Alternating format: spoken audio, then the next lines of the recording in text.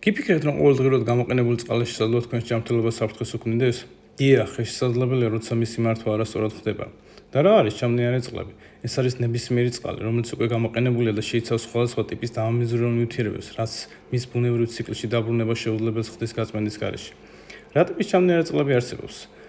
პირველი, საყოფაცხოვრებო, მეორე, სამრეწველო, მესამე, აგრარული, მეოთხე, ატმოსფერული და ზედაპირული წყლები. მონაცემის მიხედვით, სოფლიოში ყოველწლიურად წარმოიქმნება ასობით მილიარდი ჩამნიარე წყალი. თითქმის ნახევარი ასდროს იღებს სრულ დამუშავებას და პირდაპირ აღწევს ჩვენს მდინარეებს, ტბებს და ოკეანეებს. ეს დაახლოებით 171 მილიარდი კუბური მეტრია წელიწადში. რა ზიანი შეიძლება მიადგეს ბუნებას ჩამნიარე წყლების გაწმენდის გარეშე გარემოში მოხვედრას? პირველი, ზედაპირული და მიწისქვეშა წყლების დაბინძურება, მეორე, ეკოსისტემის დეგრადაცია, მესამე, დაავადებების გავრცელება, მეოთხე, სოციალური და ეკონომიკური დანაკარგების ზრდა. როგორ უნდა მოხდეს ჩამნიარე წყლების მართვა?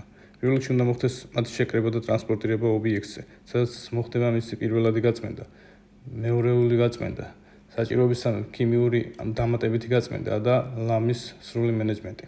საბოლოოდ რო გავაკეთოთ შეჯამება, ჩამნიარე წყლების მართვა ეს არ არის მხოლოდ ტექნიკური ამოცანა, ეს არის ეკოლოგიური, ეკონომიკური, სოციალური პასუხისმგებლობა. ოპერატორის როლი კი ამ ყველაფერში გადამწყვეტ როლს თამაშობს, მაგრამ სახელმწიფოს როლიც არ უნდა დაგვაუწყდეს. თუ მოგეწონა ვიდეო, დალაიქი, გააზიარე და გამოიწერე არხი მსგავსი ვიდეოებისთვის. თუ ხარ ჩამნიარე წყლების ოპერატორი და მუშაობის დროს პრობლემა შეგექმნა, მომწერე პირადში.